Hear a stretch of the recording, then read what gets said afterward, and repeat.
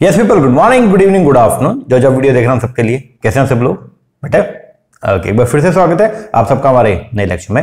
Guys, आज की class के अंदर हम लोग जो है वो क्या करने वाले हैं, आज की इस वीडियो के अंदर हम लोग हमारे एचपीएससी पीजीटी के जो इंपोर्टेंट एमसीक्यूज है, ठीक है, तो जो अपने सीरीज हमने स्टार्ट की हुई है पीजीटी के लिए, ओके, तो उसी को कंटिन्यू करने वाले हैं। और आज की जो क्लास है इसके अंदर हम लोग जो है जो अपनी 8th फाइल है मोस्ट इंपोर्टेंट एमसीक्यूज की, जो 8वीं फाइल थी जिसमें मैनेजमेंट अकाउंटिंग के टोटल 372 क्वेश्चन है, ओके, तो इस फाइल को हम लोग जो है वो स्टार्ट करेंगे। ओके, इस फाइल के अंदर बेसिकली 372 जो क्वेश्चन है वो रिलेटेड है आपके मैनेजमेंट अकाउंटिंग से, जिसके अंदर आपका रेशियो एनालिसिस हो गया, कैश फ्लो हो गया, फंड फ्लो हो गया, कंपैरेटिव बैलेंस शीट हो गया, ठीक है, और इसके अलावा जो आपका मार्जिनल कॉस्टिंग हो गया, उससे रिलेटेड कुछ क्वेश्चन जो है हमने इसके अंदर डाले हैं। तो वो सब क्वेश्चन हम जो है वो शुरुआत कर रहे हैं। ओके, तो आज का जो वीडियो है इसमें हम टोटल मिला के जो 372 क्वेश्चन की फाइल है, इसमें से आज हम 70 एमसीक्यूज को जो है वो डिस्कस करेंगे। ठीक है, तभी थोड़ी सी मेरी वो है, तो मैं थोड़ा सा आराम से बोलूंगा, आप थोड़ा कंसंट्रेट करके सुनना यार, ठीक है ना। चलो, तो क्या करने वाले हैं, 70 क्वेश्चन को जो है वो डिस्कस करेंगे और जो रिमेनिंग के हैं उनको आगे की वीडियो के अंदर जो है वो कंटिन्यू करेंगे। ठीक है, चलो शुरू करते हैं। सबसे पहले क्वेश्चन हमारे सामने जो आ रहा है वो है ये, बोलता है मैनेजमेंट अकाउंटिंग किससे डील करता है। तो मैनेजमेंट अकाउंटिंग जो है, देखो पहली बात है मैनेजमेंट अकाउंटिंग होता क्या है। देखो मैनेजमेंट अकाउंटिंग जो है ये होती है अकाउंटिंग किसके लिए, मैनेजमेंट के लिए। मैनेजमेंट को बहुत सारे डिसीजन लेने होते हैं और मैनेजमेंट को डिसीजन लेने में जो है मैनेजमेंट अकाउंटिंग क्या करती है, हेल्प करती है। मैनेजमेंट अकाउंटिंग जो है वो बहुत सारा डेटा जो है कंडेंस फॉर्म के अंदर जो है वो मैनेजर्स को अवेलेबल करवाती है, जिनके बेस पर मैनेजर जो है वो क्या करता है, डिसीजन मेकिंग लेता है। ओके, तो मैनेजर को डिसीजन मेकिंग में हेल्प करने के लिए जो है वो मैनेजर क्या करते हैं, मैनेजमेंट अकाउंटिंग की वेरियस टेक्निक को जो वो क्या करते हैं, यूज करते हैं। जैसे फंड फ्लो स्टेटमेंट हो गया या रेशियो एनालिसिस हो गया, तो क्या रेशियो निकालना क्या मैंडेटरी है, क्या हमारे कंपनी एक्ट में बोला गया नहीं, लेकिन फिर भी हम निकालते हैं। क्या फंड फ्लो स्टेटमेंट बनाना मैंडेटरी है क्या, नहीं, लेकिन फिर भी हम लोग जो है वो क्या करते हैं, बनाते हैं। क्या कंपैरेटिव बैलेंस शीट या कंपैरेटिव स्टेटमेंट्स को बनाना क्या मैंडेटरी है क्या। तो इसका मतलब क्या हो गया कि कुछ चीजें ऐसी होती हैं, ध्यान देना, कुछ ऐसे मैनेजमेंट टेक्निक्स हैं जो मैनेजर को हेल्प करती है क्या करने में, डिसीजन मेकिंग लेने में, तो उन्हीं को जनरली बोलते हैं हम लोग क्या, मैनेजमेंट अकाउंटिंग। तो मैनेजमेंट अकाउंटिंग में वो सारी टेक्निक, वो सारे प्रोसीजर्स आते हैं जो मैनेजर को जो है वो क्या करते हैं, डिसीजन मेकिंग में हेल्प करते हैं। चलो अब इससे रिलेटेड कुछ क्वेश्चन है, शुरुआत करते हैं। सबसे पहला बोलते हैं मैनेजमेंट अकाउंटिंग किससे डील करते हैं। तो मैनेजमेंट अकाउंटिंग जो है क्वालिटेटिव हो चाहे क्वांटिटेटिव हो, दोनों तरह की इंफॉर्मेशन से डील करता है। तो management accounting deals with the quantitative as well as qualitative information. ठीक है जी, आपको यहाँ पे कुछ डेटा बता रखा है, कैश इन हैंड दे रखा है आपका 10,000 का, डेटर दे रखा है 20,000, बिल रिसीवेबल दे रखे हैं 5,000 के, प्लांट है 5,000 का और क्रेडिटर है 15,000 के। आपको नेट वर्किंग कैपिटल निकालनी है। देखो नेट वर्किंग कैपिटल का जो फॉर्मूला होता है वो क्या होता है, ग्रोस वर्किंग कैपिटल का मतलब क्या होता है, करंट एसेट, और नेट वर्किंग कैपिटल का मतलब होता है current asset minus current liability. तो यहाँ पे ये जो है ना आपकी, ये तीनों, ये क्या है आपकी करंट एसेट और ये है आपकी करंट लायबिलिटी। तो इनको जोड़ दो, 20 और 10 30 और 5 35, 35,000 में से जो है जब आप क्या करोगे, माइनस करोगे 35,000 में से जब आप माइनस करोगे किसको, 15,000 को, तो ये जो है 20,000 ये क्या निकल के आएगा, this is your working capital. कौन सा, नेट वर्किंग कैपिटल। तो आंसर जो बनेगा वो क्या बनेगा, बी।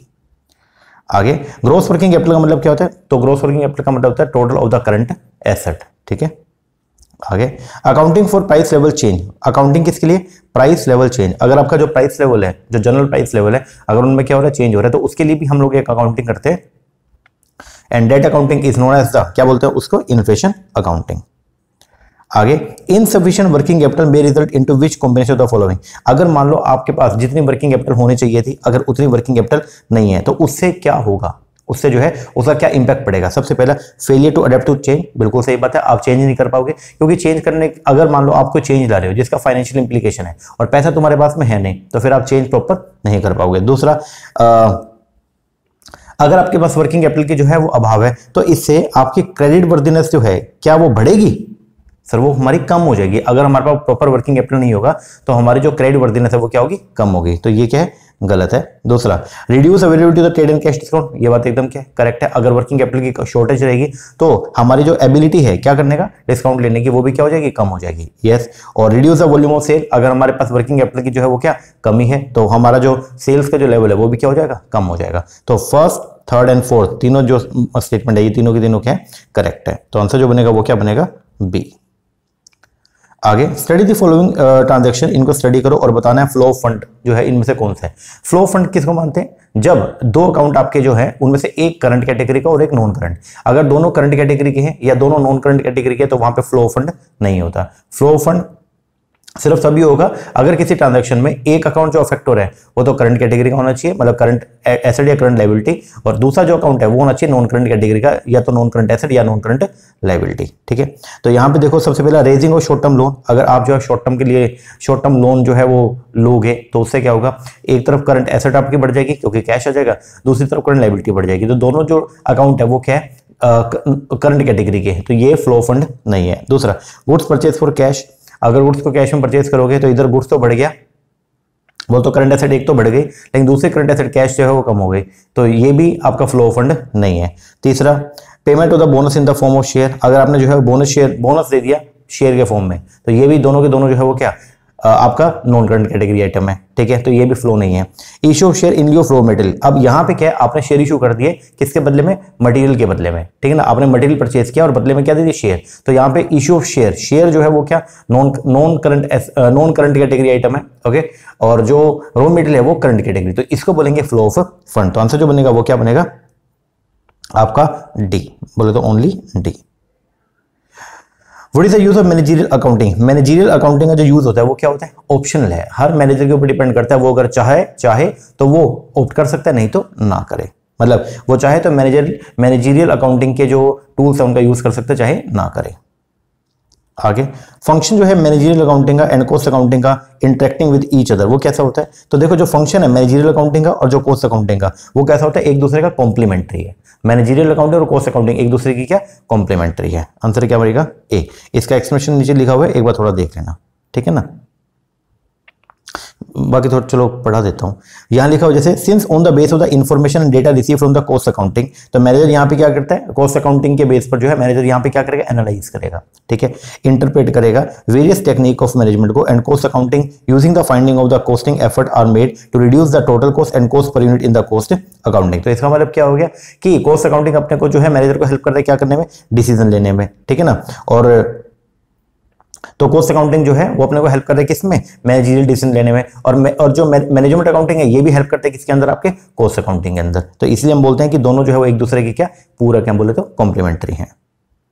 आगे which one of the following is not include in the classification of flow, इनमें से कौन सा फ्लो नहीं है, वर्टिकल ये फ्लो होता है, हॉरिजॉन्टल ये फ्लो है, डायगोनल ड्राइंग जो है ये भी आपका फ्लो है, लेकिन नॉन वर्बल ये ड्राइंग नहीं है, ये डायगोनल है, ये भी आपका क्या है फ्लो है, लेकिन नॉन वर्बल ये आपका फ्लो नहीं है।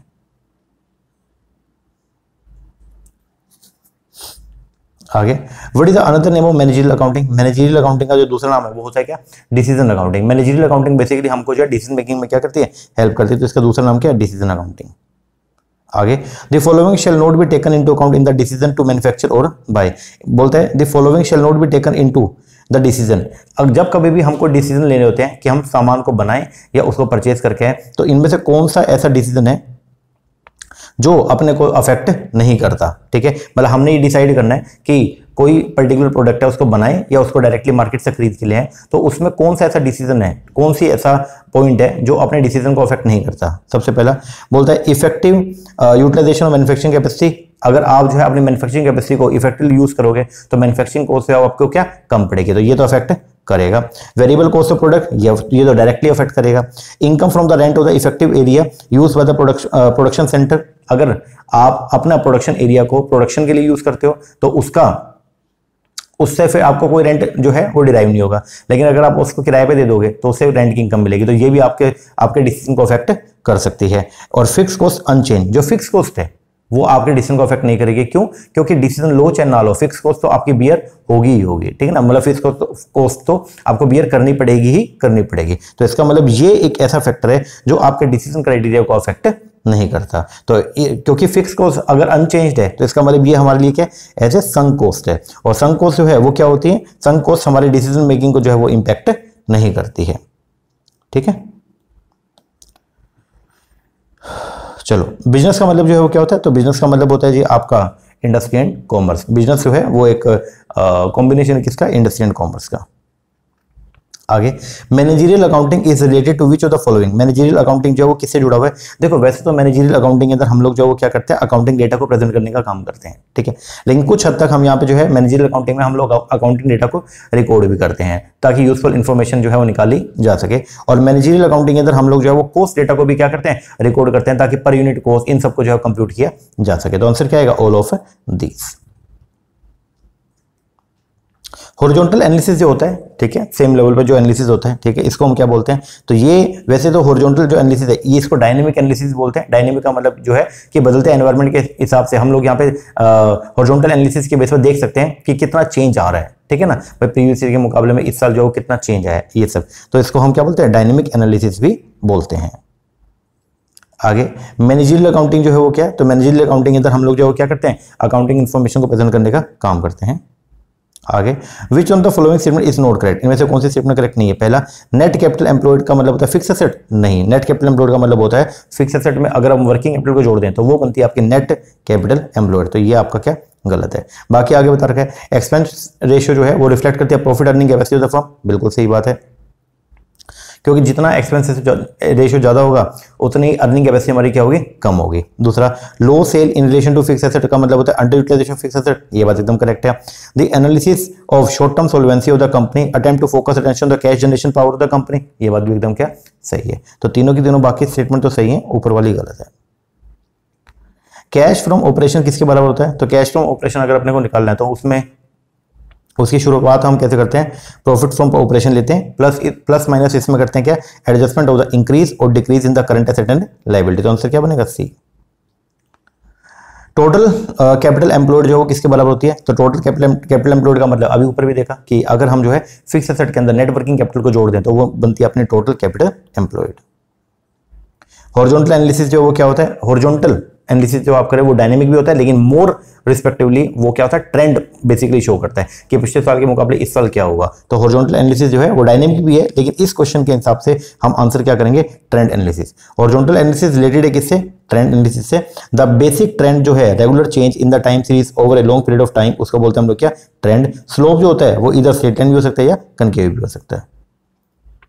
आगे, अगर प्रॉफिट जो है वो 1/4 है कॉस्ट का, तो बताओ कि वो सेल का कितना होगा? ठीक है, मान लो कॉस्ट जो है वो 100 है तो प्रॉफिट जो है वो कितना? 1/4 है, तो 100 का 1/4 कितना हो गया? 25। तो प्रॉफिट हो गया कितना? 25। तो इसका मतलब सेल आपकी कितनी है? 125। तो आपको बताना है कि 125 में जो है वो प्रॉफिट का रेशियो कितना? तो प्रॉफिट कितना है? 25 है। किस में से? 125। तो 25/125 करेंगे तो आंसर आएगा 1/5। और परसेंटेज के अंदर कितना हो गया? 20%। तो ये है प्रॉफिट जो है, अगर कोई प्रॉफिट 25% है किसका? कॉस्ट का, तो वो 20% होगा किसका? सेल्स का। आगे, इनमें से कौन सी ऐसी है जो higher the ratio lower the profitability? कौन सी ऐसी रेशियो है जो अगर वो ज्यादा होगी तो प्रॉफिटेबिलिटी कम होगी? ठीक है ना, तो वो है जी आपका ऑपरेटिंग रेशियो। ऑपरेटिंग रेशियो बताती है कि कितने ऑपरेटिंग एक्सपेंस है। ठीक है,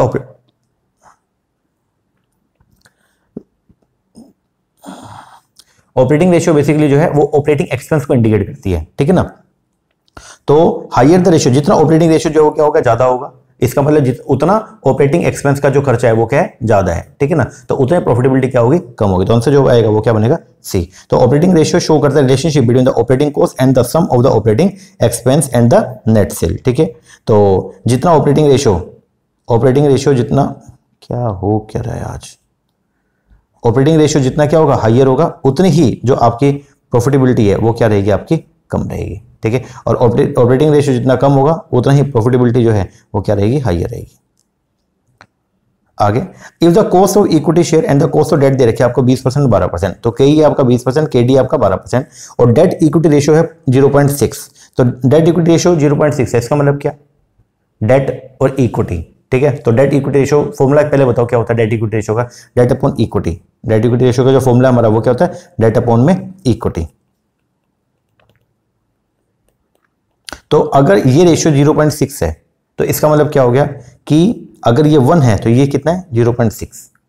ठीक है, तो अगर आपका इक्विटी जो है वो 1 है तो उसके मुकाबले डेट कितना है? 0.6 है। ठीक है। तो अगर हमारा इक्विटी 1 है और डेट 0.6 है तो टोटल जो वेट आ गया वो कितना आ गया 1.6। इसके बेस पर आपको निकालना weighted average cost of capital. Weighted average cost of capital कैसे निकालते हैं, मतलब के ओ हम कैसे निकालते हैं, के E into weight E plus के डी इंटू वेट डी। तो कॉस्ट ऑफ इक्विटी कितना है 20, कितना है 20। कॉस्ट ऑफ इक्विटी आपको यहां कितना दे रखा है 20% into weight E, weight of equity लेना है। तो इक्विटी का जो वेट है वो कितना है, टोटल 1.6 में इक्विटी का वेट है 1, तो 1 अपॉन में 1.6 ये आ गया आपका इक्विटी का रेशो। फिर जो केडी है वो कितना है 12% है, और टोटल आपके जो कैपिटल स्ट्रक्चर में, टोटल आपका जो कैपिटल स्ट्रक्चर है उसमें डेट का जो रेशियो है वो कितना है 0.6 अपॉन में 1.6। ये हमने कर लिया। इसको जब आप सोल्व करेंगे, इसको सोल्व करेंगे ना, तो आंसर जो बनेगा वो बनेगा 17%। तो इसमें नहीं दे रखा, तो बस आप ये ध्यान रखना कि इसका आंसर जो बनेगा वो क्या बनेगा 17%। कैसे कंप्यूट करते हैं आपको मैंने बता दिया, ठीक है। आगे बोलते हैं अगर करंट रेशियो एक कंपनी का 2:1 है, विच of the following transaction would improve the ratio. तो इनमें से कौन सी ऐसी ट्रांजैक्शन जिससे रेशियो जो है वो क्या होगा, बढ़ जाएगा। अगर करंट रेशियो आपका 2:1 है तो अगर आप करंट लायबिलिटी का पेमेंट कर दोगे तो उससे क्या इंपैक्ट पड़ेगा, उससे हमारी जो करंट रेशियो है वो क्या हो जाएगी, सुधर जाएगी। एग्जाम्पल जैसे यहाँ दे रखा है, मान लो करंट रेशियो 2:1 है, इसका मतलब क्या है, इसका मतलब ये कि करंट एसेट जो है वो दुगनी है किसके मुकाबले, करंट लायबिलिटी के मुकाबले। तो करंट एसेट यहाँ पे 2 लाख, करंट लायबिलिटी कितनी 1 लाख, ठीक है। तो अगर 50,000 रुपए की करंट लायबिलिटी का पेमेंट करेंगे, ठीक है, तो एक तो कैश कम हो जाएगा, ठीक है, तो मतलब करंट एसेट कम हो जाएगी आपकी, दूसरी तरफ से करंट लायबिलिटी भी रिड्यूस हो जाएगी। तो इससे जो है वो क्या हुआ, 2 लाख माइनस में 50,000 कितना आ गया 1.5 लाख, और 1 लाख माइनस में 50,000 ये कितना आ गया 50,000, ठीक है ना। मान लो आपकी ये थी 2 लाख, ये थी 1 लाख, 50,000 की पेमेंट कर दी, तो ये 2 लाख से जो है वो घट के कितना हो गया 1.5 लाख, और ये 1 लाख से घट के कितना हो गया 50,000। तो अब अगर आप इनको जो है वो क्या करोगे, आपस में रेशियो निकालोगे तो रेशियो आएगा 3:1। तो इसका मतलब क्या हो गया कि अगर आप करंट लायबिलिटी का क्या करोगे, भुगतान करोगे, तो उससे इंपैक्ट क्या पड़ेगा, उसका इंपैक्ट ये पड़ेगा कि हमारी जो करंट रेशियो है वो क्या हो जाएगी, सुधर जाएगी। मैचिंग करना है। फाइनेंशियल लीवरेज जो है वो इंडिकेट करता है किसको, रिस्क को, क्योंकि फाइनेंशियल लीवरेज बेसिकली बताता है कि हमारे टोटल कैपिटल स्ट्रक्चर में डिग्री ऑफ लीवरेज कितनी है, बेसिकली डेट का पोर्शन कितना है। जितना ज्यादा डेट का पोर्शन होगा उतना ही रिस्क जो है वो क्या होगा, बढ़ेगा। दूसरा क्विक रेशियो जो है वो बताएगा किसको, लिक्विडिटी को। स्टॉक टर्नओवर जो है वो आपकी एफिशिएंसी को शो करता है। जितना ज्यादा स्टॉक टर्नओवर रेशियो जो है वो ज्यादा रहेगा उतना ही हमारी फर्म हम जो है वो क्या मानेंगे, एफिशिएंट है। और मार्जिन ऑफ सेल जो है वो क्या बताएगा, प्रॉफिटेबिलिटी। तो आंसर जो बनेगा इसका वो बनेगा ए। मोस्ट प्रिसाइज टेस्ट जो है लिक्विडिटी का वो क्या, देखो वैसे हम लोग जो है वो सोल्वेंसी रेशियो, ठीक है, दो तरह की रेशियो होती है, एक होता है लिक्विडिटी रेशियो, एक है सोल्वेंसी, ठीक है। शॉर्ट टर्म मतलब क्या एक फर्म अपने शॉर्ट टर्म डेट का भुगतान करने में एबल है या नहीं है, तो वो तो बताती है लिक्विडिटी रेशियो। और क्या एक फर्म अपने लॉन्ग टर्म डेट का भुगतान टाइमली बेसिस पे करने में एबल है या नहीं है, वो बताएगी कौन, सोल्वेंसी रेशियो।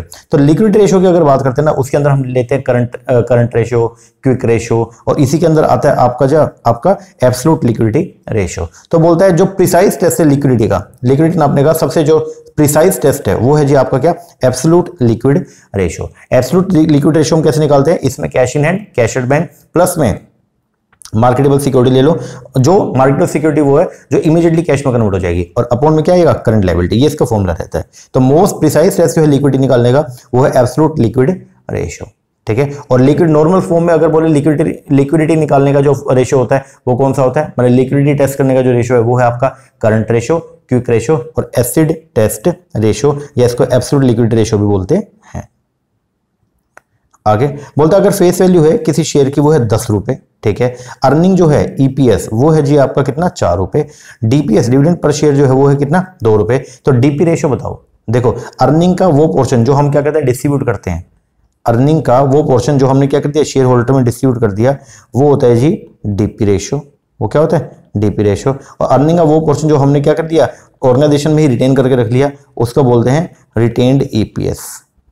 ये इसको रिटेन्ड अर्निंग बोला जाता है, ठीक है। तो आपने 4 रुपए कमाए थे, 4 रुपए में से 2 रुपए तो क्या करते पे कर दिए, तो आपका जो डीपी रेशियो है वो क्या होगा 2/4 इंटू में 100 बोले तो 50%। 50% हमारा जो है वो क्या dividend pay out ratio. Formula क्या होता है, डिविडेंड पर शेयर अपॉन में अर्निंग पर शेयर इंटू में 100।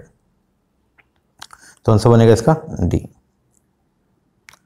ये काट दो। कैपिटल स्ट्रक्चर रेशियो क्या होती है, कैपिटल स्ट्रक्चर रेशियो जो है वो कौन सी होती है, डेट इक्विटी रेशियो हो गया, तो ये सब जो है वो क्या कैपिटल स्ट्रक्चर रेशियो। तो आंसर क्या आएगा सी। मैचिंग करना है। डेट टर्नओवर रेशियो जो है वो क्या एक्टिविटी रेशियो है। प्रोप्राइटरी रेशियो बेसिकली शो करता है सोल्वेंसी को। ऑपरेटिंग रेशियो जो है वो क्या प्रॉफिटेबिलिटी रेशियो है। और जो एससी टेस्ट रेशियो है वो शो करता है किसको लिक्विडिटी को, शॉर्ट टर्म लाइबिलिटी का आप टाइमली बेसिस भुगतान करने में एबल हो या नहीं हो इस चीज को। तो इसका जो आंसर बनेगा वो क्या बनेगा सी। आगे given below are the two statement, एक है असर्शन एक है रीजनिंग। सबसे पहले बोलता है ग्रोस प्रॉफिट रेशियो जो है वो कैलकुलेट होता है on the basis of net cell. बोलता है जो जीपी रेशियो है वो हम निकालते हैं किसके बेस पर, नेट सेल के बेस पर। ये बात एकदम सही है क्योंकि जीपी रेशियो का फॉर्मूला जो रहेगा वो क्या रहेगा ग्रोस प्रॉफिट अपॉन में नेट सेल इनटू में 100, ये सही है। फिर बोलता है जीपी रेशियो मेजर करता है overall profitability of the concern.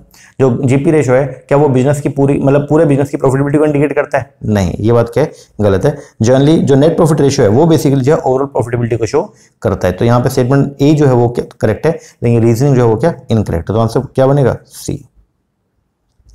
Net cell है 6 लाख रुपए, कॉस्ट ऑफ गुड्स सोल्ड है 3,10,000, ऑपरेटिंग एक्सपेंस है 80,000 के। ऑपरेटिंग रेशियो बताना है। ऑपरेटिंग रेशियो का फॉर्मूला जो क्या होता है operating expense upon net cell into 100। तो ऑपरेटिंग एक्सपेंस यहाँ पे कितने हैं 3,10,000 के कॉस्ट ऑफ गुड्स सोल्ड और 80,000 की ऑपरेटिंग एक्सपेंस, इन दोनों को जोड़ लो। इनको जोड़ा तो कितना आ गया 4 लाख, ठीक है। 4 लाख अपॉन नेट सेल कितनी है 6 लाख इनटू में 100, तो 3,90,000 है, सॉरी 4 लाख नहीं 3,10 और 80 है ना 3,90,000। तो 3,90,000 अपॉन में 6 लाख इंटू 100 करेंगे तो आंसर आएगा कितना 65%। आओ शेयर कैपिटल दे रखी है 7,20,000, वर्किंग कैपिटल आपको दे रखी है 3,52,000, करंट रेशियो है 2.5, प्रोप्राइटरी रेशियो है 0.7। With the help of the following information find out the value of the fix asset. आपको यहाँ पे क्या निकालना है फिक्स एसेट की वैल्यू निकालनी है, ठीक है। अब देखो आपको ये 4 फिगर जो दे रखी है share capital, working capital, current ratio और प्रोप्राइटरी रेशियो। अब करंट रेशियो के बेस पर पहले आप करंट एसेट निकाल सकते हो। आपको निकालना क्या है आपको वैल्यू निकालनी है फिक्स एसेट का, ठीक है। तो पहले हमने जो है वो करंट रेशियो निकाल लिया। करंट रेशियो का फॉर्मूला क्या होता है करंट एसेट अपॉन में करंट लायबिलिटी। तो मान लिया करंट लायबिलिटी अगर 1 है तो करंट एसेट जो है वो कितनी है 2.5 है, ठीक है। तो वर्किंग कैपिटल यहाँ पे कितनी होगी 2.5 माइनस में 1 करेंगे तो 1.5। ये जो 2,52,000 है ये क्या है 1.5 है। तो इसके बेस पर अगर मान लो मैं पूरी करंट एसेट निकालूं तो क्या करूंगा 2,52,000 डिवाइड 1.5 इंटू में 2.5। अगर ऐसे करूंगा तो ये 4,20,000 मेरी क्या आ गई करंट एसेट। अब प्रोप्राइटरी रेशियो का फॉर्मूला होता है। प्रोप्राइटरी रेशियो का फॉर्मूला जो है वो होता है शेयर होल्डर फंड अपॉन में टोटल एसेट। तो प्रोप्राइटरी रेशियो दे रखी है 0.7, शेयर होल्डर फंड दे रखा है 7,20,000 अपॉन में टोटल एसेट। तो यहाँ पे टोटल एसेट अगर मैं निकालूंगा तो ये आएगा 10,28,571, ठीक है। अब आपको निकालना क्या फिक्स एसेट। आपके पास में करंट एसेट है, आपके पास में टोटल एसेट है। तो अगर आप टोटल एसेट में से जो है वो करंट एसेट माइनस कर दोगे तो ये जो बचेगा this is your fix asset. ये क्या है आपका फिक्स एसेट है। तो ये इसमें नहीं है तो आंसर जो बनेगा वो क्या नन ऑफ दीज, ठीक है। चलो आगे which the following is not correctly match. इनमें से कौन सा करेक्टली मैच नहीं है। तो क्लास दे रखी और रेशियो दे रखा। प्रॉफिटेबिलिटी ऑपरेटिंग रेशियो क्या प्रॉफिटेबिलिटी रेशियो है yes. Proprietary ratio activity ratio है नहीं, प्रोप्राइटरी रेशियो है एक्टिविटी रेशियो नहीं है। तो ये क्या हो गया गलत हो गया। अच्छा लिक्विडिटी की अगर बात करते हैं तो करंट रेशियो लिक्विडिटी रेशियो है yes. Debt equity ratio long term solvency को शो करता है yes. The debt equity ratio एक टेस्ट है किसका, तो डेट इक्विटी रेशियो बेसिकली बताएगा आपने किसको सोल्वेंसी को, कि क्या एक फर्म अपने लॉन्ग टर्म डेट का टाइमली बेसिस पे भुगतान करने में एबल है या नहीं है, ठीक है। और डेट इक्विटी रेशियो ये बताएगा कि डेट जो है वो इक्विटी के मुकाबले में कितने हैं। आगे जीपी रेशियो कैसे निकालते हैं gross profit upon net cell into में 100। आगे higher the ratio the more favour it is. जितना ये रेशियो ज्यादा होगा उतना ही हमारे लिए क्या फेवरेबल रहेगा। तो ये स्टेटमेंट जो है किसके ऊपर अप्लाई नहीं होती, ठीक है। तो ये बेसिकली ऑपरेटिंग रेशियो के ऊपर अप्लाई नहीं होती क्योंकि जितना ऑपरेटिंग रेशियो जो है वो क्या रहेगी ज्यादा रहेगी उतना हमारा खर्चा ज्यादा रहेगा और हमारी प्रॉफिटेबिलिटी कम रहेगी। आगे इक्विटी शेयर कैपिटल दे रखी है 3 लाख, 7% प्रेफरेंस शेयर कैपिटल आपको दे रखी है 2 लाख, रिजर्व एंड सरप्लस दे रखे हैं 1 लाख, 8% डिवेंचर दे रखे कितने 4 लाख के, टोटल एसेट दे रखी है कितनी 10 लाख। कैपिटल गेयरिंग रेशियो निकालना है। देखो कैपिटल गेयरिंग रेशियो जो है वो कैसे निकालते हैं, तो कैपिटल गेयरिंग रेशियो का ये फॉर्मूला होता है अपना total share holder fund minus में प्रेफरेंस शेयर कैपिटल अपॉन में फिक्स्ड कॉस्ट बियरिंग कैपिटल। तो देखो यहाँ पे हमारे पास इक्विटी शेयर कैपिटल कितनी है 3 लाख की, प्रेफरेंस को नहीं लेते, रिजर्व एंड सरप्लस कितने 1 लाख, तो ये कितने हो गए 4 लाख। और जो हमारे पास फिक्स कॉस्ट बियरिंग कैपिटल है वो भी कितनी है 4 लाख की। तो 4 लाख अपॉन में 4 लाख करेंगे तो आंसर आएगा 1:1। अगर करंट रेशियो 2.5 वर्किंग कैपिटल है 90,000 then the value of current asset आपको निकालनी है। देखो अगर करंट रेशियो कितना है 2.5 है और वर्किंग कैपिटल कितना है 90,000 तो करंट एसेट निकालना है। तो अगर करंट एसेट जो है मतलब करंट रेशियो का 2.5 है तो इसका मतलब जो है वो क्या कि करंट लायबिलिटी अगर 1 है तो करंट एसेट जो कितनी है 2.5 है ना, तभी तो आपका जो करंट रेशियो है वो कैसे निकलता है, करंट एसेट अपॉन में करंट लायबिलिटी बोल तो 2.5 अपॉन में 1 इज इक्वल टू 2.5, ये है आपकी करंट रेशियो मतलब, ठीक है। अब यहाँ पे देखो तो इसका मतलब अगर करंट एसेट आपकी 2.5 है और करंट लायबिलिटी आपकी 1 है, तो इसके हिसाब से वर्किंग कैपिटल जो है वो कितनी आ गई 1.5। तो वर्किंग कैपिटल जो है वो 1.5 है, तो इसका मतलब 90,000 जो है वो किसके बराबर है 1.5 के। अगर 90,000 1.5 के बराबर है तो यहाँ पे हमने करंट लायबिलिटी जो है हमारी निकल आएगी कितने 60,000। कैसे 90,000 अपॉन में 1.5 अगर करोगे तो आंसर आ जाएगा कितना 60,000। अब ये अगर 60,000 है तो करंट रेशियो जो है वो कितनी 2.5 है, तो करंट एसेट की वैल्यू निकल जाएगा क्या 60,000 को मल्टीप्लाई करो 2.5 से तो आंसर आएगा कितना 1.5 लाख। आगे इन्वेंट्री टर्नओवर रेशियो जो क्या होती है एक्टिविटी रेशियो है। इन्वेंट्री टर्नओवर रेशियो बेसिकली ये बताएगा कि कितनी जल्दी इन्वेंट्री जो क्या होता है रोटेट होता है। आगे कलेक्शन फ्रॉम डेटर, डेटर से अगर आप जो है वो पैसा कलेक्ट करोगे तो उसका करंट रेशियो पे क्या इंपैक्ट पड़ेगा, कोई इंपैक्ट नहीं पड़ेगा, क्योंकि डेटर से अगर कलेक्शन होगा तो एक तरफ तो हमारे डेटर जो है रिड्यूस हो जाएंगे और दूसरी तरफ हमारा कैश बढ़ जाएगा, तो करंट एसेट जो है उस करंट एसेट पे भी कोई इंपैक्ट नहीं, करंट लायबिलिटी पे भी कोई इंपैक्ट नहीं, तो आंसर क्या आएगा C has no effect on current ratio. Which among the following is wrong, इनमें से कौन सा जो है वो रॉन्ग है, तो यहाँ पे बता रखा है पीवी रेशियो के फॉर्मूले दे रखे हैं, तो ये जो फॉर्मूला है ये आपका क्या रॉन्ग है। पीवी रेशियो निकलता है कैसे फिक्स कॉस्ट अपॉन में ब्रेक इन पॉइंट, ठीक है ना, तो ये गलत है अपना। आगे विच of the following is not a ratio for analysis of profitability, इनमें से कौन सा जो है वो रेशियो नहीं है किसका प्रॉफिटेबिलिटी एनालिसिस करने का। एनपी रेशियो है, एसिड टेस्ट रेशियो है, ठीक है, लेकिन जो ऑपरेटिंग एक मिनट प्रॉफिटेबिलिटी ऑपरेटिंग रेशियो होता है, जितना ऑपरेटिंग रेशियो कम रहेगा उतनी प्रॉफिटेबिलिटी ज्यादा रहेगी, ठीक है, जितना नेट प्रॉफिट रेशियो ज्यादा होगा उतनी प्रॉफिटेबिलिटी ज्यादा। लेकिन जो एसिड टेस्ट रेशियो है ये बेसिकली अपने को जो है ये हम लेते हैं किसके लिए लिक्विडिटी के लिए, क्या देखने के लिए लिक्विडिटी। तो इनमें से कौन सा प्रॉफिटेबिलिटी एनालाइज करने का रेशियो नहीं है वो है आपका acid test ratio. Current ratio जो हो गया, तो करंट रेशियो को हम लोग क्या बोलते हैं बैलेंस शीट रेशियो बोलते हैं, क्योंकि करंट रेशियो निकालने के लिए अपने को चाहिए होती है करंट एसेट और चाहिए होती है करंट लायबिलिटी, ये दोनों की दोनों चीजें जो है वो कहां से आएंगी बैलेंस शीट से, इसलिए इनको बैलेंस शीट रेशियो भी बोलते हैं। लॉन्ग टर्म सोल्वेंसी जो है उसको इंडिकेट करता है कौन, long term solvency is indicated by the debt equity ratio. अगर करंट रेशियो जो है 1.75:1 है, ठीक है, और वर्किंग कैपिटल जो है वो कितनी है 1,12,500, ठीक है, और स्टॉक है 82,500, तो एसिड टेस्ट रेशियो निकालना है। तो देखो सबसे पहले इसके बेस पर एसिड टेस्ट रेशियो का फॉर्मूला क्या होता है, एसिड टेस्ट रेशियो का फॉर्मूला होता है आपका लिक्विड एसेट अपॉन में करंट लायबिलिटी, ठीक है, तो लिक्विड एसेट अपॉन में करंट लायबिलिटी, ठीक है। अब ना तो अपने को लिक्विड एसेट दे रखा ना करंट लायबिलिटी। अच्छा लिक्विड एसेट का फॉर्मूला क्या होता है, लिक्विड एसेट का फॉर्मूला होता है इज इक्वल टू, अगर आप करंट एसेट में से माइनस कर दोगे किसको स्टॉक को, तो आ जाएगा आपका लिक्विड एसेट, ठीक है। अब यहाँ पे आपको ये 1,12,000 जो वर्किंग कैपिटल दे रखी है, तो पहले यहाँ हम देख लेंगे।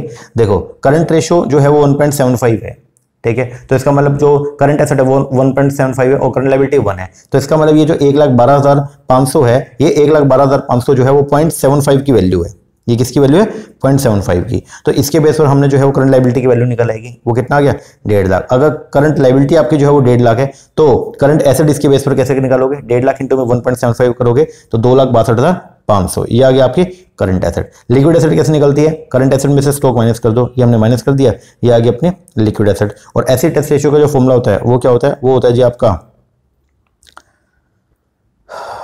एसिड टेस्ट रेशियो का फॉर्मूला क्या है, लिक्विड एसेट अपॉन में करंट लायबिलिटी। तो लिक्विड एसेट है कितना 1,80,000, करंट लायबिलिटी है 1,50,000, ये करोगे तो आंसर है 1.2:1। आगे अगर सेल जो है वो 80,000 है, कॉस्ट ऑफ सेल जो है वो 4,80,000 है, ठीक है। अगर सेल जो है वो 8 लाख है और कॉस्ट ऑफ सेल है 4,80,000, इनडायरेक्ट एक्सपेंस है 1,20,000, तो एनपी रेशियो निकालना है। तो देखो सबसे पहले एनपी रेशियो का फॉर्मूला क्या होता है, नेट प्रॉफिट अपॉन में नेट सेल इंटू में 100, ठीक है। तो नेट प्रॉफिट पहले निकालना पड़ेगा, कैसे निकलेगा, सेल में से माइनस करो कॉस्ट ऑफ सेल और इनडायरेक्ट एक्सपेंस, ये दोनों माइनस करेंगे तो नेट प्रॉफिट आपका जो है वो आ जाएगा कितना 2 लाख। कितना आ गया 2 लाख। अब नेट प्रॉफिट अपॉन में सेल 2 लाख अपॉन में 8 लाख इंटू 100 करोगे तो आंसर आएगा कितना 25%।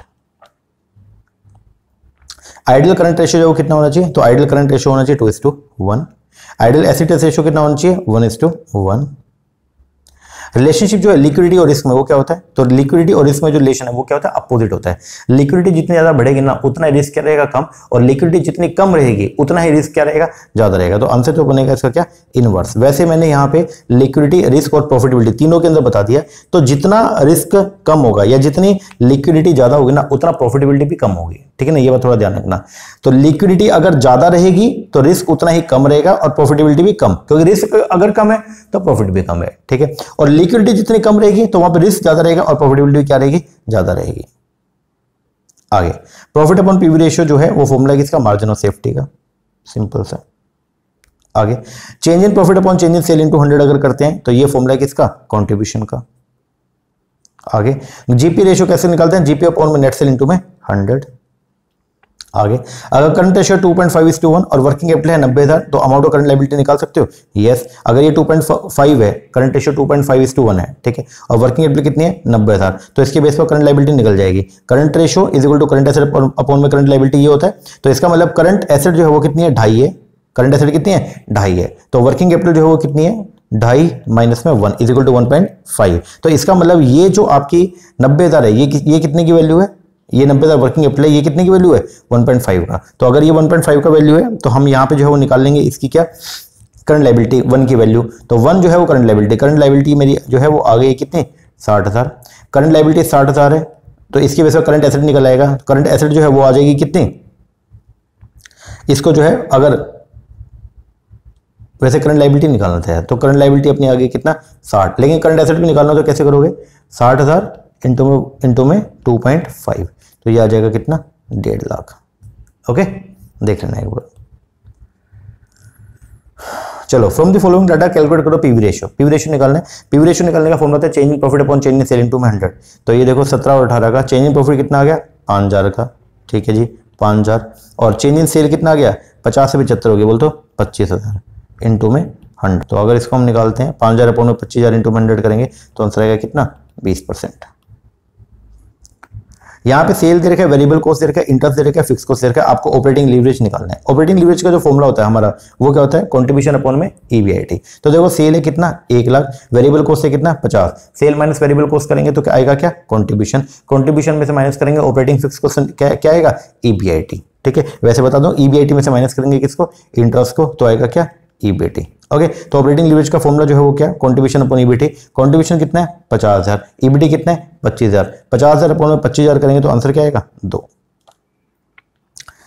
बोलता है कंट्रीब्यूशन दे रखा है, फिक्स कॉस्ट से, इंटरेस्ट से, इनकम टैक्स से, कंबाइंड लीवरेज निकालना है। तो कंबाइंड लीवरेज का जो फॉर्मूला था वो क्या होता है, कंट्रीब्यूशन अपॉन में ईबीटी, ठीक है। तो यहाँ पे हमने जो है वो देख लिया, देखो एक बार के लिए कंट्रीब्यूशन जो है वो कितना है, कंट्रीब्यूशन है जी हमारा कितना, 1 लाख रुपए, फिक्स कॉस्ट है कितना, 50,000। तो EBIT earning before interest and tax जो है वो कितना आ गया, 50,000, माइनस में इंटरेस्ट करेंगे, इंटरेस्ट का बर्डन कितना है, 10,000। ओके, तो फिर ईबीटी जो है वो आ गया कितना, 40,000। तो फॉर्मूला जो है वो क्या होता है, कंट्रीब्यूशन अपॉन में ईबीटी। तो कंट्रीब्यूशन जो है वो कितना है जी हमारा, कंट्रीब्यूशन जो है वो 1 लाख है और ईबीटी जो है वो कितना है, 40,000, करेंगे तो आंसर आएगा 2.5। तो ये गलत है, ये कर लेना, इसका आंसर जो बनेगा वो क्या बनेगा, 2.5।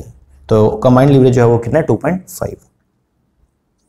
वेरिएंस एनालिसिस किससे जुड़ा हुआ है, तो वेरिएंस एनालिसिस जुड़ा हुआ है किससे, स्टैंडर्ड से। तो वेरिएंस कॉस्टिंग, स्टैंडर्ड कॉस्टिंग में हम लोग जो है वो क्या करते हैं, हम लोग जो है स्टैंडर्ड सेट करते हैं और फिर एक्चुअल परफॉर्मेंस को स्टैंडर्ड के साथ में कंपेयर करते हैं और फिर वेरिएंस जो है निकालने का काम करते हैं। आगे liquid ratio is calculated as follow. Liquid ratio हम कैसे निकालते हैं, लिक्विड रेशियो का फॉर्मूला है लिक्विड एसेट अपॉन में करंट लायबिलिटी। तो आंसर बनेगा सी। आगे सॉरी, पढ़ो अगला क्वेश्चन जो है वो क्या है, बोलते हैं विच of the following is activity ratio. इनमें से कौन सा एक्टिविटी रेशियो है, तो डायरेक्ट टर्नओवर रेशियो जो है वो क्या, एक्टिविटी रेशियो है। जो एनपी रेशियो है ये क्या है आपका, नेट प्रॉफिट रेशियो जो है वो क्या, प्रॉफिटेबिलिटी रेशियो है। करंट रेशियो जो है वो क्या आपका, सोल्वेंसी रेशियो है, ठीक है, लिक्विड रेशियो है। ओके, लेकिन जो डायरेक्ट टर्नओवर रेशियो है वो क्या है, एक्टिविटी रेशियो। आगे डिबेंचर दे रखे हैं, इक्विटी शेयर कैपिटल दे रखी है, कैश है, डेट है, डेट इक्विटी रेशियो निकालना है। डेट इक्विटी रेशियो का फॉर्मूला क्या होता है, डेट अपॉन में इक्विटी। डेट कितना है, 5 लाख और इक्विटी कितना है, 25 लाख। तो 5 लाख अपॉन 25 लाख करोगे तो आंसर आएगा क्या, 1/5। 1/5 का मतलब क्या हो गया, 0.2। चलो आगे, कंसिडर द फॉलोइंग पर्टिकुलर्स आपको बता रखे हैं, sale, variable cost, fix cost, ठीक है। इसके बेस पर ऑपरेटिंग लीवरेज निकालना है। ऑपरेटिंग लीवरेज का फॉर्मूला क्या होता है, कंट्रीब्यूशन अपॉन ईबीआईटी। तो यहाँ पे सेल है कितना 60,000, सेल में से माइनस करूंगा वेरिएबल कॉस्ट आएगा कंट्रीब्यूशन कितना 35, माइनस करूंगा फिक्स कॉस्ट आएगा ईबीआईटी कितना 5, ठीक है। तो यहाँ फॉर्मूला कंट्रीब्यूशन कितना है 35,000, ईबीआईटी कितना 5, तो 35/5 करेंगे तो आंसर आएगा क्या 7। द रेशियो जो मेजर करता है relative contribution of financing bye owner and financing provided by outsider, उसको क्या बोलते हैं, उसको बोलते हैं लीवरेज रेशियो।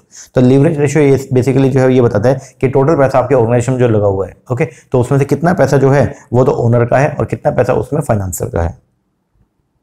एक डिक्रीजिंग करंट रेशियो क्या इंडिकेट करता है, अगर करंट रेशियो आपका जो है लगातार क्या हो रहा है डाउन जा रहा है, तो ये बताएगा बेसिकली आपके डिस्टॉर्टेड लिक्विडिटी को। इसका मतलब ये है कि हमारी जो लिक्विडिटी है वो कम होती जा रही है। इसका मतलब हमको फ्यूचर में अपनी करंट लायबिलिटी का पेमेंट करने में दिक्कत आ सकती है। तो आंसर जो बनेगा वो क्या बनेगा सी। कैपिटल स्ट्रक्चर और जो लीवरेज डिसीजन होते हैं वो किसके अंदर आते हैं, वो आते हैं आपके फाइनेंसिंग डिसीजन में। पैसा कहां से लेना है तो उसके अंदर हम इन डिसीजन को लेते हैं। Which one the following statement is not true, इनमें से कौन सी स्टेटमेंट जो ट्रू नहीं है। पहला, अगर आप कन्वर्ट करोगे डिवेंचर को प्रेफरेंस शेयर में तो इससे then it will decrease the debt equity ratio, क्या उससे डेट इक्विटी रेशियो डिक्रीज हो जाएगा, बिल्कुल सही बात है, क्योंकि अगर आपका डिवेंचर कन्वर्ट हो गया तो डिवेंचर जो है वो क्या डेट का पोर्शन है, तो डेट अगर कम हो जाएगा तो रेशियो जो है वो भी क्या हो जाएगी कम हो जाएगी। तो ये एकदम करेक्ट है। फिर बोलते हैं long term liability due for the payment within a year should be treated as current liability. अगर कोई लॉन्ग टर्म लायबिलिटी एक साल के अंदर उसका भुगतान होना है तो क्या उसको करंट लायबिलिटी ट्रीट करेंगे, यस। फिर higher operating ratio indicate higher profitability, गलत, जितना ऑपरेटिंग रेशियो ज्यादा होगा उतनी प्रॉफिटेबिलिटी कम होगी। एक कंपनी है उसने प्रपोज किया कि वो इंट्रोड्यूस करेगी नया प्रोडक्ट मार्केट में, company want to maintain the PV ratio, company अपना पीवी रेशियो जो है वो मेंटेन करना चाहती है अभी भी कितना 25%, ठीक है। वेरिएबल कॉस्ट जो है वो है 300, तो बताना है आपको कि सेलिंग प्राइस जो है वो क्या होगा, ओके। अब देखो यहाँ पे पीवी रेशियो का फॉर्मूला क्या, PV ratio is equal to contribution upon sale into में 100। कंट्रीब्यूशन कैसे निकालते हैं, सेल माइनस में वेरिएबल कॉस्ट, ठीक है। तो यहाँ पे पीवी रेशियो कितना है 25%, सेल आपको निकालना है, वेरिएबल कॉस्ट कितनी है 300 अपॉन में सेल, तो इसको अगर हम कंप्यूट करेंगे तो आंसर आएगा क्या 400। चलो, कंबाइंड लीवरेज को can be use to measure the relationship between, combined leverage हम जो है वो यूज करते हैं क्या करने के लिए, दो वेरिएबल में रिलेशन मेंटेन करने के लिए। किस किस के अंदर, एक तो होता है अपना सेल और एक है ईपीएस, ठीक है ना। तो कंबाइंड लीवरेज बेसिकली ये इंडिकेट करता है कि अगर हम सेल में क्या करते हैं चेंज करते हैं, तो सेल में चेंज करने से हमारे ईपीएस में क्या चेंज आएगा ये बताएगा कौन, कंबाइंड लीवरेज। सेल देखिए फर्म के 40 लाख, वेरिएबल कॉस्ट है कितना 10 लाख, फिक्स कॉस्ट है 15 लाख, इंटरेस्ट है 5 लाख। कंबाइंड लीवरेज निकालो, कंबाइंड लीवरेज का फॉर्मूला जो है क्या होता है कंट्रीब्यूशन अपॉन में ईबीटी, ठीक है। तो यहाँ पे कंट्रीब्यूशन देखो, सेल है 40 लाख, 40 में से 10 लाख वेरिएबल कॉस्ट चला गया तो कंट्रीब्यूशन कितना गया 30 लाख। इसमें से माइनस करेंगे आपका फिक्स कॉस्ट को, 15 लाख की फिक्स कॉस्ट है तो आएगा ईबीआईटी जो है वो कितना आ गया 15 लाख, माइनस करेंगे इसमें से क्या इंटरेस्ट को, तो ईबीटी जो है वो आएगा कितना 10 लाख, ठीक है। तो अर्निंग बिफोर टैक्स आ गया कितना 10 लाख। तो फॉर्मूला जो रहेगा कंबाइंड लीवरेज का वो क्या, कंट्रीब्यूशन अपॉन ईबीटी। तो कंट्रीब्यूशन जो है वो है कितना आपका 30 और ईबीटी कितना है 10, तो 30 अपॉन 10 करेंगे आंसर क्या आएगा 3। आगे, एक फर्म उसका इन्वेंट्री टर्नओवर रेशियो जो है वो 3 है और कॉस्ट ऑफ गुड्स सोल्ड जो है वो 2,70,000 है विद बेटर इन्वेंट्री मैनेजमेंट। अगर वो कंपनी इन्वेंट्री मैनेजमेंट अच्छे तरीके से करती है तो जो टर्नओवर है, जो पहले साल में 3 बार इन्वेंट्री टर्नओवर होता था और अब वो कितना हो जाएगा 5 हो जाएगा, तो बताओ उसका क्या इंपैक्ट पड़ेगा। देखो, इन्वेंट्री टर्नओवर रेशियो की अगर हम बात करते हैं, ठीक है, यहाँ पे तो एवरेज इन्वेंट्री का फॉर्मूला क्या, cost of goods sold upon में इन्वेंट्री टर्नओवर रेशियो। तो अगर मान लो ये गिवन जो आपका डेटा था उसके बेस पर अगर हम देखें तो हमारा यहाँ पे जो है इन्वेंट्री एवरेज इन्वेंट्री अपने को रखना पड़ता है कितना 90,000। अब अगर कल को अगर हम अच्छी मैनेजमेंट टेक्निक को ऑप्ट करते हैं और हमारा इन्वेंट्री टर्नओवर रेशियो, अगर इन्वेंट्री जो टर्नओवर रेशियो है वो अगर हमारा कितना हो जाए 5 हो जाए, तो उसका क्या इंपैक्ट पड़ेगा, उसका इंपैक्ट ये पड़ेगा कि अब अपने को जो स्टॉक मेंटेन करना है वो कितना मेंटेन करना है 54,000। तो हमारा जो पैसा स्टॉक में 36,000 का फालतू लगा हुआ था वो हमारा क्या हो जाएगा रिलीज हो जाएगा। तो इससे जो इंपैक्ट पड़ेगा वो क्या, decrease in inventory by 36,000। Okay जी सर। और आज का last question, which of the following is an implicit cost of increasing proportion debt of a company. अगर आप जो है अपने कैपिटल स्ट्रक्चर के अंदर डेट के रेशियो को जो है वो क्या करोगे बढ़ाओगे, तो उसका इंपैक्ट क्या पड़ेगा। अगर आप लगातार डेट को बढ़ाते रहोगे तो एक टाइम के बाद में इक्विटी शेयर होल्डर वाले जो है उनका खतरा बढ़ना शुरू हो जाएगा और वो भी हाइयर रिटर्न की डिमांड करेंगे, जिससे कॉस्ट ऑफ इक्विटी क्या हो जाएगी बढ़ जाएगी। तो अगर आप इंक्रीजिंग डेट को इंक्रीजिंग प्रोपोर्शन में बढ़ाओगे तो उसकी जो इंप्लिसिट कॉस्ट है वो क्या पड़ेगी, उससे जो इक्विटी शेयर होल्डर है वो आपसे हाइयर रिटर्न की क्या करेंगे, डिमांड करेंगे, और कॉस्ट ऑफ इक्विटी आपकी जो है वो बढ़नी स्टार्ट हो जाएगी। तो आंसर क्या आएगा, डी। ओके जी सर। चलो एक काम करो, एक बार इतना करो। ओके, तो जो अपना ये 8th फाइल है, इसके अंदर हमने 372 क्वेश्चन टोटल करने, इनमें से 70 एक बार हमने कंप्लीट किया, रह गए अपने 302, वो हम करेंगे आगे के 3 वीडियो में। ठीक है, तो नेक्स्ट 3 लेक्चर्स के अंदर हम इस पूरे के पूरे यूनिट को जो है वो कंप्लीट करेंगे। ओके जी सर। चलो एक बार इतना करो, मिलते हैं नेक्स्ट वीडियो में, तब तक के लिए थैंक यू वेरी मच। अच्छा हाँ, एक MCQs का हम लोगों ने जो है बैच स्टार्ट किया हुआ है, तो अगर आपको बैच लेना है तो एप्लीकेशन हमारी मोहित शर्मा क्लासेस के नेम से, वहां पे जाके आप उसको ले सकते हो। ओके चलो ये करो, मिलते हैं नेक्स्ट वीडियो में, तब तक के लिए थैंक यू वेरी मच।